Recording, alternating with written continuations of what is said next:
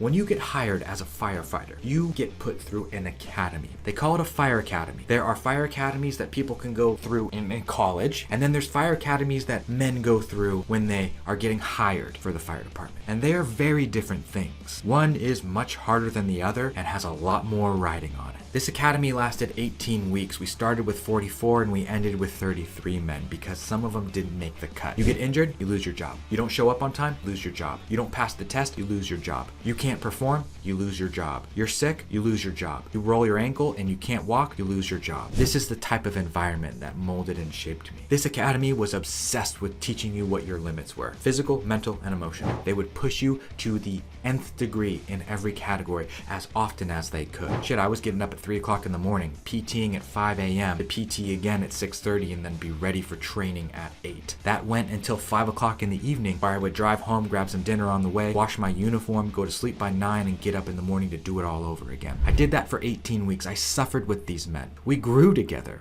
We learned together. We became brothers. So when it came time to graduate, when it came time to get our badges pinned on us and to go into the workforce as probationary firemen, it was a big deal. It meant a lot to us. It's something to commemorate. All the guys said, hey, bro, you got a wood shop? You know how to do this? Build the plaque. We'll have the axes and the halligan and it'll look sick. And I said, yes, I got this. Let me do it. So I did. I took on the project. I made this big, beautiful walnut 8. Oh, it was magnificent. I had our names engraved on glass. I had leather badges and axes and halligans behind it. It was amazing. I had one thing left to do, and that was to wood burn our motto into the wooden plaque. So you know what I did is I grabbed my soldering iron. I plugged it into the wall, I heated it up, and I'm like, okay, I got this. I'm artistic. I can pull this off. I got this. Burn in the words, together in, together out. Touch my soldering iron to the walnut, and I start doing the first T, and I screwed up the whole project. The soldering iron dug into the wood. It got stuck on the wood grain. The lines were wobbly. It looked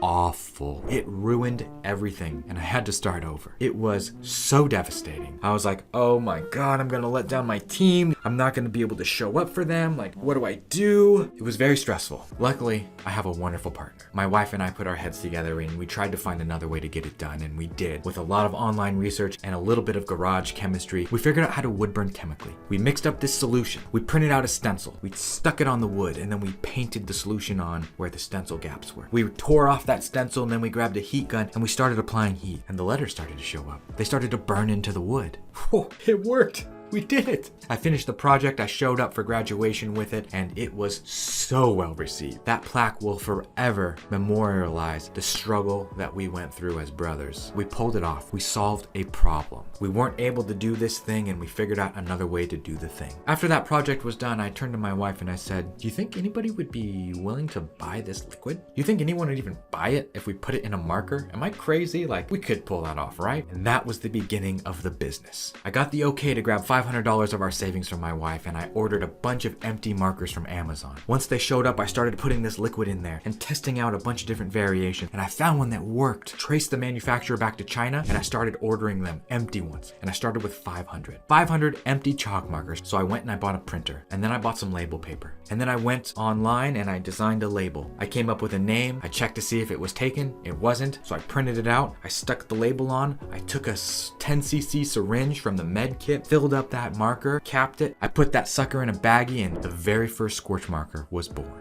The next thing that I did was I started an Amazon listing. I didn't know any better. I was new to business. I didn't even have an LLC. I knew nothing. I was just a fireman with a high school education. So I listed it on Amazon. That's where you sell stuff, isn't it? 3 months go by, nothing happens. The project was forgotten about. And then I got an email. Ding! One of your items was sold on Amazon. Here's your label. Print it out, stick it on the box, make sure it ships within 48 hours. What? Someone bought one? Oh my God. Okay. I raced into my garage. I mix up some solution. I fill up the marker. I wrap the label on. I put it in the bag, put it in an envelope, stick the label on and send it off, and we're good. 3 days later, ding, got another email. What? 2 people in 1 month? Oh, that was the turning point for our business. I just needed to know that it was possible. I just needed to know that someone in this world would be interested in what I had to offer. I started to give it a little bit more attention, started to talk about it a little bit, started to run some tests, started to get some feedback, started to send it to people. I built an Instagram page. I started to learn about websites. I started to learn about e-commerce, Shopify, how to sell things online, how to deal with taxes. Do I form an LLC? All of these things were questions in my mind, but I didn't care. I wanted to sell the thing. I wanted to build the business. So we did. Fast forward 5 years later, and we're selling millions. We're selling hundreds of thousands of dollars worth of scorch markers every single month on Amazon, on our website. We cut a deal with Michaels. We cut a deal with Hobby Lobby. They're in stores now. Home Shopping Network picked us up. We're in Joanne. We did it. We hit the mother lode. We're here. Now the real work begins, my friend. After 5 years of hard work, it was an overnight success. We were making money. I was able to leave the fire department. I was able to start becoming the person that I had envisioned. Present for my family. You can do this too. You have it in you. It's there. You're capable. You just need to take the conscious steps and move forward piece by piece, little by little, every single